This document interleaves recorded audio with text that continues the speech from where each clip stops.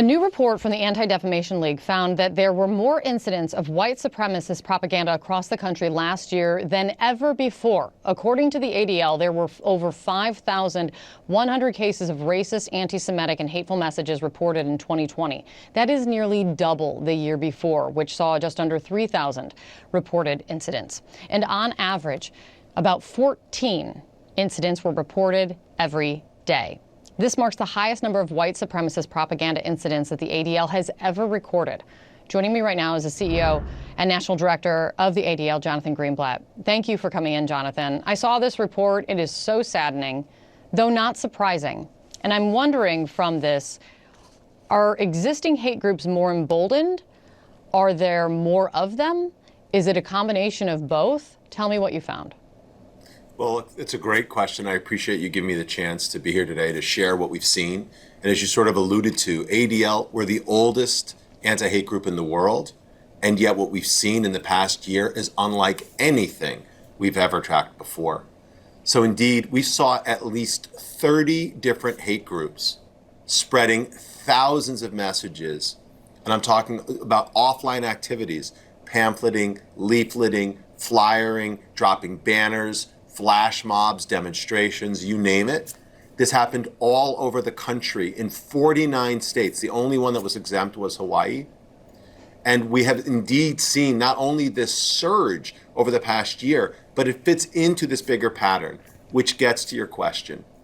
These white supremacists, they don't just feel, if you will, emboldened in this environment. I would say they feel energized because you had elected officials at the highest levels repeating their rhetoric, right? Spreading around their scapegoats and stereotypes. It was unmistakable.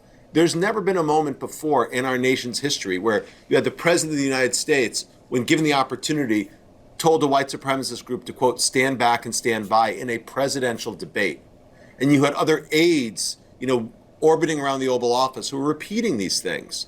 So we should not be surprised that across the board, these groups exploited the moment, and they leveraged the pandemic and the fear that it caused, the presidential election and the way the candidate tried to discredit our democracy, and they flooded into that vacuum to spread their toxins. Jonathan, I think we need to name him. We've seen Donald Trump since he had taken office and throughout his term, his refusal to speak against white supremacy, his dog whistles, his bullhorns appealing to these hate groups, where he would either ignore or feign ignorance when called out. Is he the main reason behind this jump?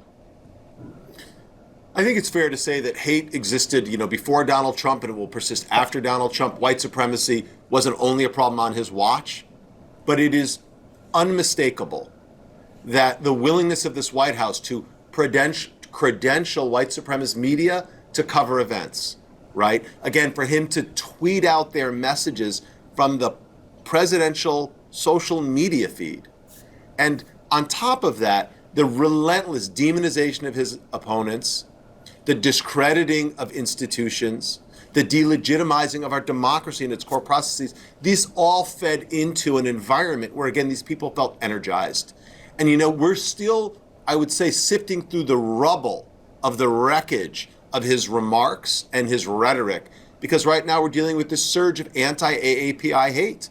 I wanted to ask you about that. The demonization started a year ago, and we're seeing it play out today in horrible and terrifying ways. I did want to ask you about that. Following the killings in Atlanta, we do not know the motive there yet. They held a press conference earlier, just moments ago, and said that it is too early to say what it is. Regardless, we do know that the fear in the Asian American community is very real, facing hate speech and violence, especially since the pandemic began. What are you seeing here? I think you're absolutely correct. We don't know, as you said, the shooter's motives.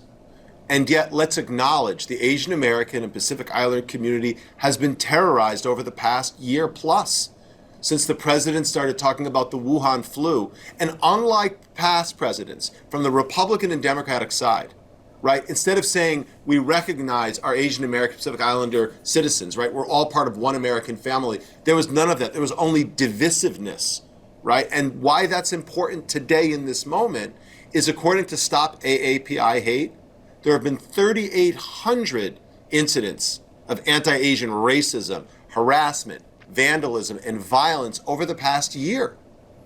And groups like Asian Americans Advancing Justice are dealing with the impacts on the ground through their chapters across the country. So whether or not this shooter intended, the effect is still the same. There's anxiety and fear in that community. And look, I'm a white Jewish American, and I still stand with our Asian American brothers and sisters because we're all in this together. An attack against them is an attack against me. Jonathan, thank you for coming on. Thank you for having me.